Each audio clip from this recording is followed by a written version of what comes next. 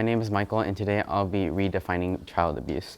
Originally, I was interested in this subject because I wanted to learn more about PTSD, and that slowly led me to child abuse. Recently, the media has been covering a lot of cases of child abuse in Taiwan. And according to the MOHW, also known as the Ministry of Health and Welfare, there was a new high of 31 deaths in 2015. The MOH lists 3 causes. The first and most direct cause is physical abuse. The second is severe neglect. And the third is the child committing suicide. This may be the result of other types of abuse. First, let us define the difference between discipline and physical abuse. Discipline should not and would not result in fear or injury. The point of discipline is for the child to learn, not fear the discipliner. In Taiwan, it is common to use physical punishment as a way of discipline, but this could easily turn to abuse. For example, a case in Taiwan where a 17-year-old mother, her cousin, and her boyfriend in Tainan beat her 1-year-old toddler on a regular day basis, finally resulting in death. In another case where a 2-year-old toddler was beaten and was hospitalized with internal bleeding, finally resulting in death.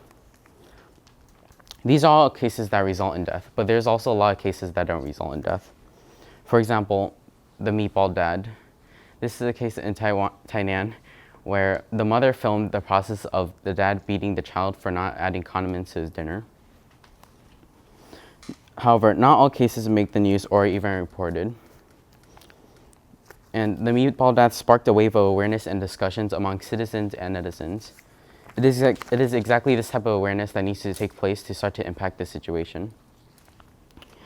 While physical abuse leaves obvious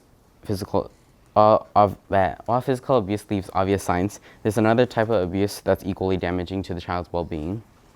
Child neglect is when the parent or caregiver fails to provide the basic needs for a child, such as food, shelter, water, education, and emotional support. Just because you're not physically abusing your child does not mean you're not abusing them. Most cases of neglect wouldn't be as easily spotted, so a lot of times this issue is overlooked. However, there are some serious cases that made the news. In 2018, in Taipei, there was a 20-year-old mother that locked her son in a bathroom for 2 days without food or water.